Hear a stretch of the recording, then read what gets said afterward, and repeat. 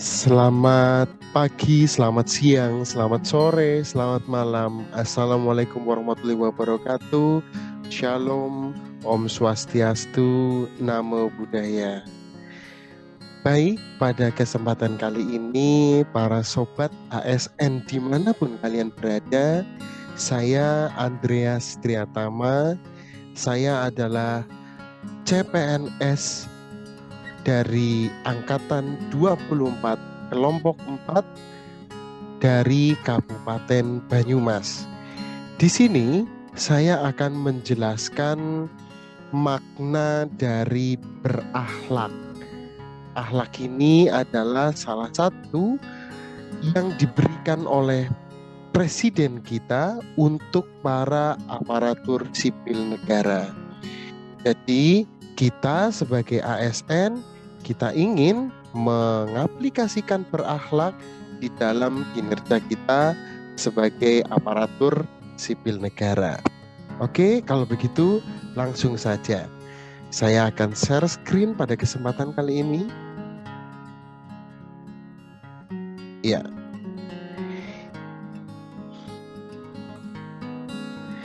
Baik, para sobat ASN dimanapun kalian berada. Di sini kita bisa melihat bersama yang pertama dari kata berakhlak adalah berorientasi pelayanan, yang memiliki definisi bahwa komitmen memberikan pelayanan prima demi kepuasan masyarakat. Ingat sekali lagi kawanku semua, sobat ASN, kita sebagai aparatur sipil negara, kita juga sebagai pelayan masyarakat, dan kita harus memiliki kebanggaan untuk melayani bangsa, berarti juga bangga melayani masyarakat. Nah, berorientasi pelayanan memiliki kata kunci yang pertama adalah responsivitas. Kita sebagai ASN harus memiliki respon yang baik, melihat kebutuhan masyarakat, bahwa kita bisa merespon apa yang menjadi kebutuhan masyarakat. Yang kemudian kualitas. Sebagai aparatur sipil negara, kita harus memiliki kualitas pelayanan yang baik bagi masyarakat yang membutuhkan pelayanan kita. Kemudian ada kepuasan. Dalam berorientasi pelayanan, ada nilai-nilai kepuasan yang dimiliki oleh masyarakat. Dan kita sebagai aparatur sipil negara harus memberikan kepuasan kepada masyarakat dalam pelayanannya. Kemudian, kode etik dari berorientasi pelayanan adalah memahami dan memenuhi kebutuhan masyarakat. Kembali lagi, responsivitas, bahwa kita memahami dan berusaha untuk memenuhi kebutuhan masyarakat. Sebagai aparatur sipil negara, kita memiliki kode etik memahami dan memenuhi kebutuhan masyarakat. Yang kedua, kode etik yang kedua adalah ramah, cekatan, solutif, dan dapat diandalkan. Ya, berorientasi pelayanan berarti kita harus ramah terhadap masyarakat. Karena masyarakat membutuhkan pelayanan kita dengan tepat.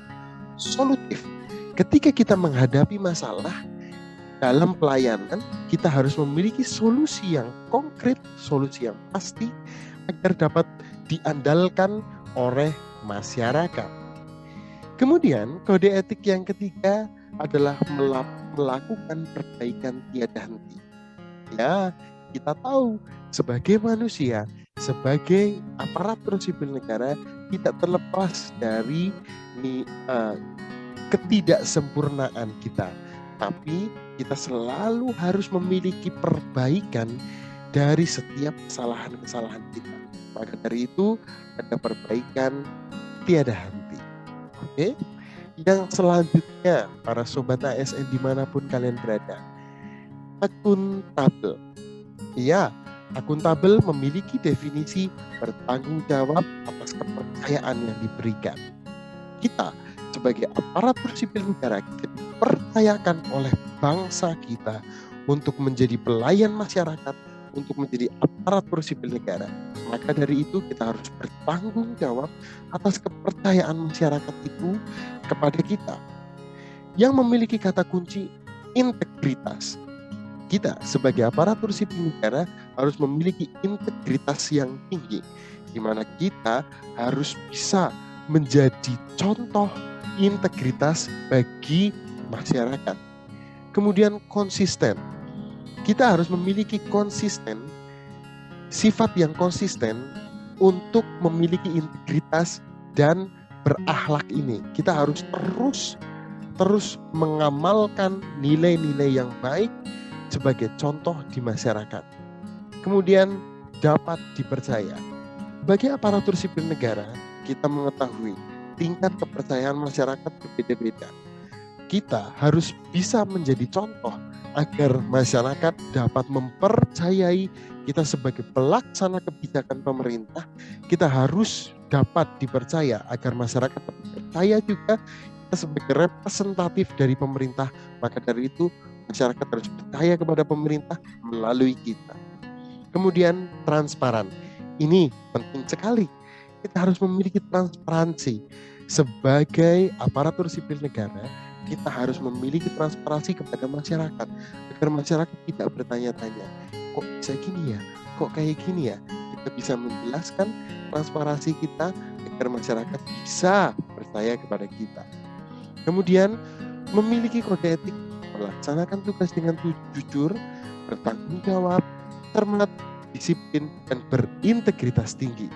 Nah, dari sini sudah jelas ya, para sobat ASN, melaksanakan tugas dengan jujur, bertanggung jawab, cermat, disiplin, dan berintegritas tinggi. Yang kedua, menggunakan kekayaan dan barang milik negara secara bertanggung jawab, efektif, dan efisien.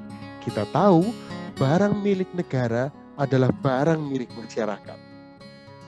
Diambil dari uang masyarakat, diambil dari bangsa kita sendiri. Maka dari itu, kita harus memiliki tanggung jawab dalam memakai barang kekayaan, barang milik negara.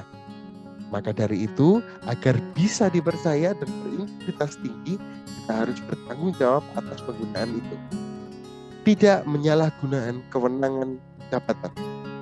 Ya, kita tahu sebagai aparatur sipil negara kita memiliki jabatan sebagai pelaksana kebijakan. Tapi bukan berarti kita menyalahgunakan kewenangan kita untuk kepentingan-kepentingan pribadi atau kepentingan golongan. Itu sangat berbahaya sekali. Sebagai aparatur sipil negara, kita adalah representatif dari pemerintah. Maka dari itu, kita harus bertanggung jawab agar bisa dipercaya oleh masyarakat. Lanjut ya. Kompeten. Terus belajar dan mengembangkan kapabilitas. Ya, sebagai aparatur sipil negara, kita juga sebagai orang-orang pilihan dari pemerintah. Pemerintah sudah mempercayakan kepada kita, masyarakat sudah mempercayakan kepada kita. Maka dari itu kita harus terus belajar, terus mengembangkan kapabilitas kita. Memiliki kata kunci kinerja terbaik. Lakukan yang terbaik sebagai aparatur sipil negara, kita harus melakukan yang terbaik untuk bangsa dan negara. Sukses, keberhasilan, learning agility, ahli di bidangnya. Nah, sebagai aparatur sipil negara, kita ahli dalam bidangnya. Kita bisa memberikan kepercayaan kepada masyarakat melalui kinerja-kinerja kita. Nah, learning agility di situ juga menjelaskan bahwa kita selalu terus mengembangkan kemampuan keahlian kita untuk bangsa dan negara.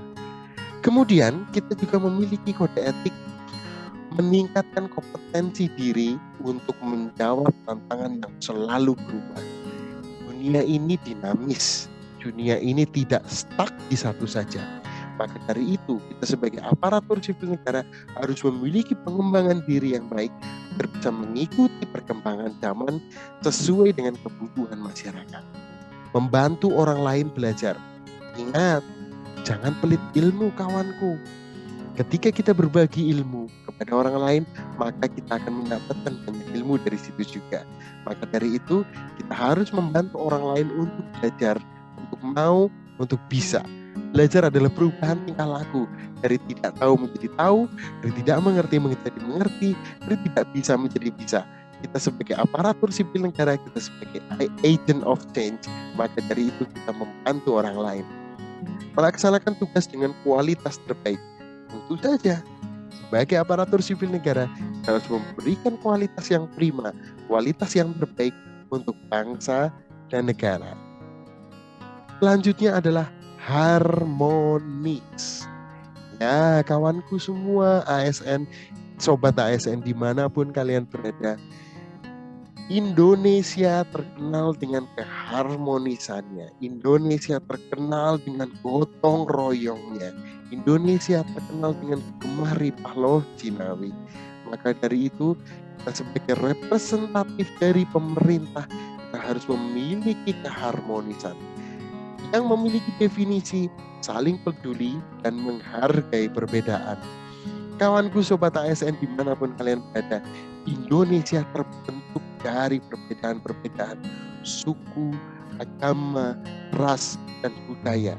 Kita sebagai representatif dari pemerintah, kita harus memiliki sifat yang harmonis agar kita bisa menunjukkan kepada masyarakat bahwa kita bisa berjalan seiring-iringan karena moto kita satu bersama-sama, Bhinneka Tunggal Ika.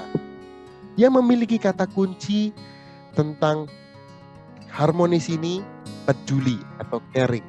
Ya, kita sebagai aparatur sipil negara, kita harus peduli kepada masyarakat, kepada teman sejawat, agar kita bisa memiliki tingkat empati yang baik.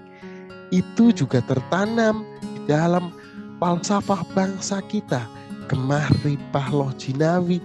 Kita juga memiliki perbedaan-perbedaan. Dari itu kita harus saling peduli satu dengan yang lainnya. Kemudian kata kunci perbedaan, diversity. Ingat, Bhinneka Tunggal Ika, berbeda-beda tapi tetap satu jua.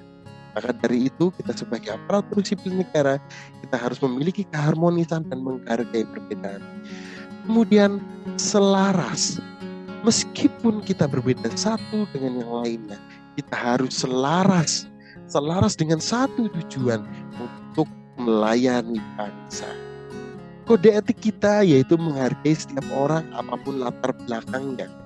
Pasti sebagai representatif dari pemerintah, kita harus menunjukkan bahwa kita menghargai perbedaan karena bangsa kita terbentuk dari perbedaan.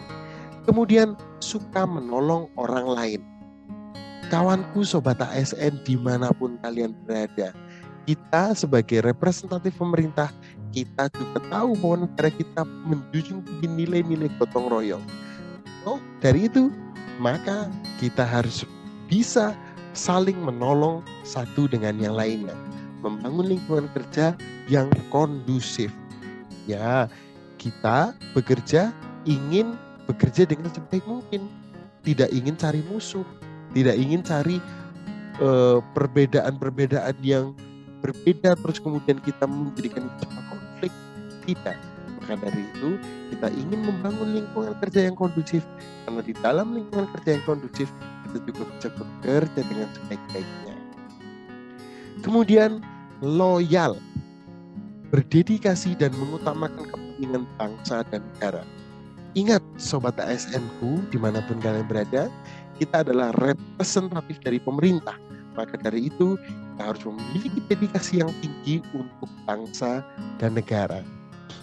Dengan kata kunci komitmen, dedikasi, kontribusi, nasionalisme, dan pengabdian. 5 kata kunci dalam loyal ini yaitu komitmen. Kita harus berkomitmen sama-sama, bersama-sama bangga melayani bangsa sesuai hashtag kita sebagai aparatur sipil negara, bangga melayani bangsa. Kita harus berkomitmen yang sama. Kemudian berdedikasi. Dedikasi kita taruhkan untuk bangsa dan negara. Ingat bahwa kita adalah representatif dari pemerintah. Kontribusi, kita memberikan kontribusi kita untuk bangsa dan negara, untuk kemajuan bangsa dan negara. Nasionalisme, kita harus memiliki rasa nasionalisme sebagai representatif dari pemerintah. Rasa nasionalisme itu sangat penting.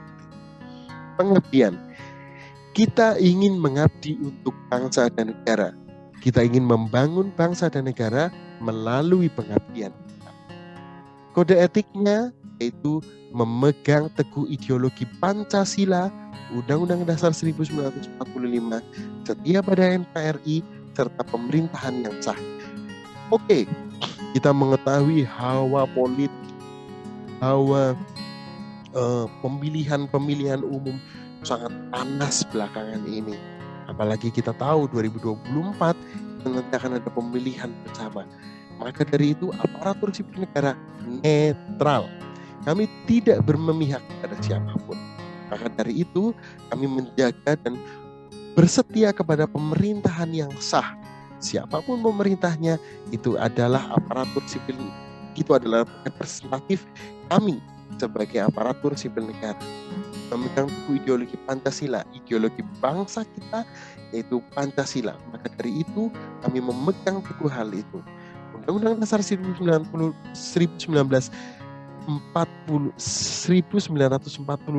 itu sangat penting sekali kita pegang.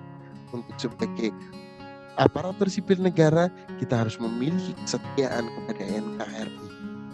Menjaga nama baik sesama ASN, pimpinan, instansi, dan negara.